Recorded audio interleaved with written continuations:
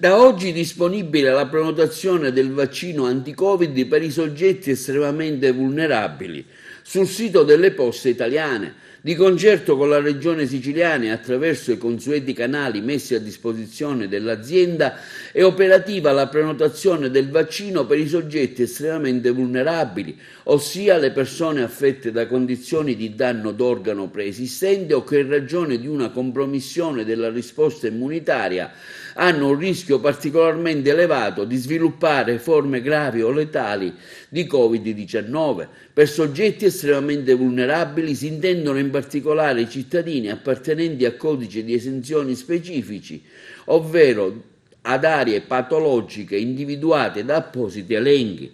Già da oggi in Sicilia quelli che hanno oltre i 70 anni e i nominativi in target docente e non docente delle scuole paritarie, regionali o enti di formazione OIF, anche la nuova categoria di cittadini potrà richiedere il vaccino anti-Covid tramite la piattaforma prenotazioni vaccinocovid.gov.it o al call center dedicato telefonando al numero verde 800 009 966, attivo dal lunedì al venerdì dalle 9 alle 18, escluso il sabato e la domenica, attraverso i 687 sportelli ATM Postamat o tramite i 2300 portalettere che porta a porta e per chiunque ne faccia richiesta potranno prenotare e stampare in tempo reale la ricevuta dell'appuntamento.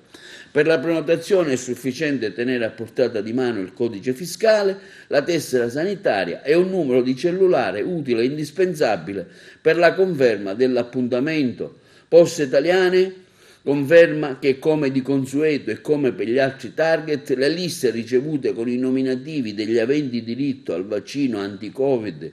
autorizzati dalla Regione Siciliana sono liste specifiche che non possono subire alcun tipo di intervento. Si consiglia a chiunque gli aventi diritto e quindi rientrante nei target specifici in merito a riscontri e problematiche legate all'inserimento dei dati, pur ritenendosi in possesso dei requisiti stabili al momento della prenotazione, ad aprire un'eventuale segnalazione contattando il call center 800 009 966, che provvederà a inoltrarla alla Regione per le consuete verifiche. Si ricorda infine che il vaccino è gratuito e non è obbligatorio.